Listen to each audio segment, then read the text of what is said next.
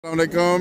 जलसे के ऊपर जो रब्बा क्लब के मेम्बरान हैं वो सारे आए हुए हैं, माशाल्लाह एंजॉय कर रहे हैं।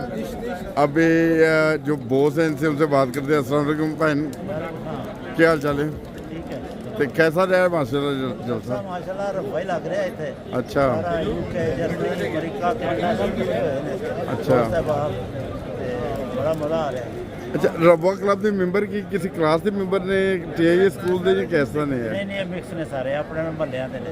ये मिक्स ने सारे? हां मिक्स। अच्छा तरीके दी क्वार्टर्स अच्छा तरीके दी रंजन गोलदार सारे उधर तक लगा। अच्छा ते थोड़ा थोड़ा अगर अपना भी तुम तारफ करा दो तो जानते हैं सारे, मगर फिर भी करवा दियो ना। मिर्जा हफीज साहब माशाल्लाह।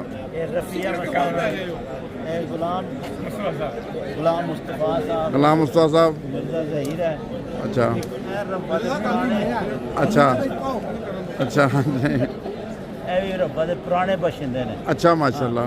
की नाम है अब्दुल हमीद रामा। अच्छा, रामा साहब। काफी है ना। सही। ये सारे बारह रब्बे दे।